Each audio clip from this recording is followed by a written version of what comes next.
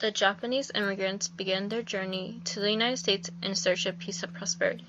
They came because they wanted to leave the harsh working conditions and wanted a chance to provide a better lifestyle for their children and a better future. Some of the earliest immigrations to land would be illegal in the United States. More than 100,000 Japanese nationals arrived in the U.S., and during which many of the foundational institutions of Japanese American communities were established.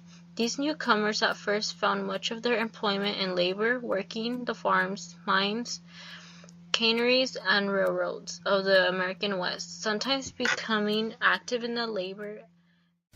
Japanese were classified at the time into two categories. The first was Isel, the first-generation Japanese American immigrants born in Japan who were incapable of becoming Americans due to the 1790 Naturalization Act. The second was Nisel, second-generation immigrants born in the United States, did have American citizenship. Nisel were better able to integrate into American society because it was hard to legally discriminate against Nisel as they were American citizens. Nisel were also better culturally integrated and had more education. At the time, the most popular destinations for them were Hawaii, Alaska, and America's Pacific coast. Most of Japanese immigrants were put to work in chopping and welding sugar cane on vast plantations, many of which were far larger than in a single village in Japan. For the first immigrants, farm labor was a common choice, but they could also be found in lumbering mills and mining camps and sometimes establishing general stores, restaurants, and small hotels. One thing the Japanese faced was the gentleman's argument in 1907. In San Francisco, the local school board put all Chinese, Japanese, and Korean children into special Asian schools.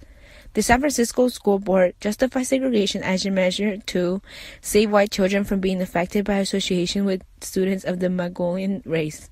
This led to anti-American riots in Japan. President Theodore Roosevelt wanted to calm the growing tension between the two countries over the immigration of Japanese workers. Under the gentleman's argument, Japan's government agreed to limit immigrants to the USA in exchange to the repeal of the San Francisco segregation order. This agreement led to a steady increase in the Japanese American population over the next decade and a half because it allowed wives and children to enter. Executive Order 9066 was a U.S. presidential executive order signed and issued during World War II by President Franklin D. Roosevelt on February 19, 1942. This was passed 10 weeks after Pearl Harbor happened on December 7, 1941. This authorized the Army to evacuate any persons they considered to be a threat to national security. This was used to imprison Japanese American citizens. As a result, over 120,000 Japanese people were forced to relocate to one of 10 different internment camps. Executive Order 9066. Gordon Hirabachi initially obeyed Executive Order 9066, but after cutting a study session short to avoid violating the curfew, he questioned why he was being singled out in a way his white classmates were not. He considered the curfew to be a violation of his Fifth Amendment rights. For defying Executive Order 9066 by missing curfew and failing to report to an internment camp, Hirabachi was arrested and convicted in 1942. He ended up in jail for 2 years and did not win his case when it appeared before the Supreme Court.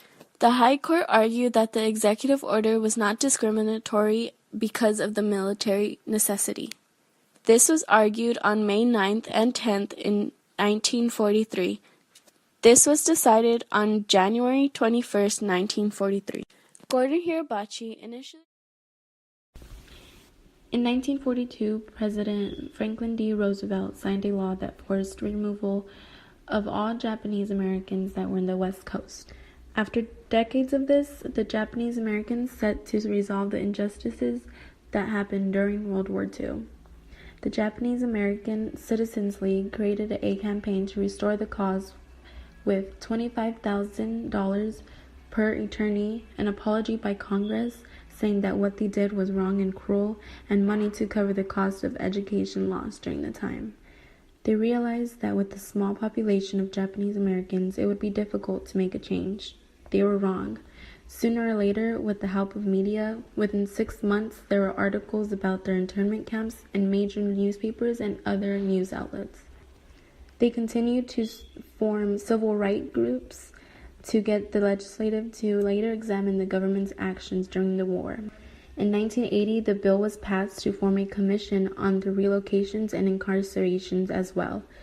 The court had established that the actions were racial prejudice, wartime hysteria, and failure to political leadership.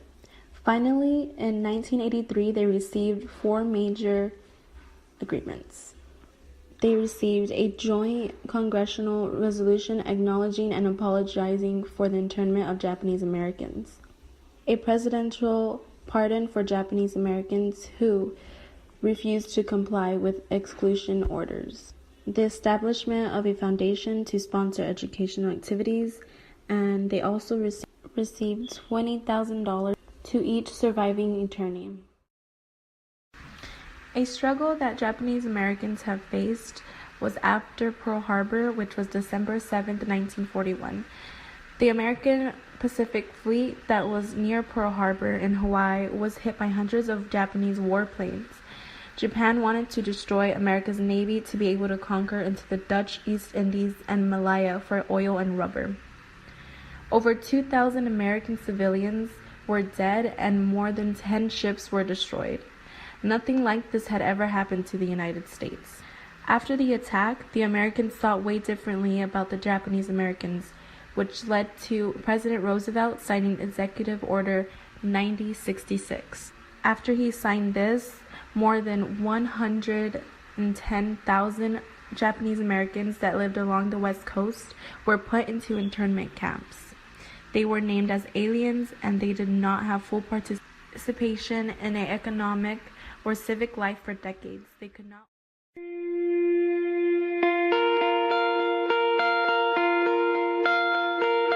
My father came from Japan in 1905. He was 15 when he immigrated from Japan. He worked until he was able to actually build a store. Let me tell you a story in the form of a dream. I don't know why I have to tell it, but I know what it means. Close your eyes, just picture the scene as I paint it for you. It was World War II when this man named Kenji woke up. Ken was not a soldier.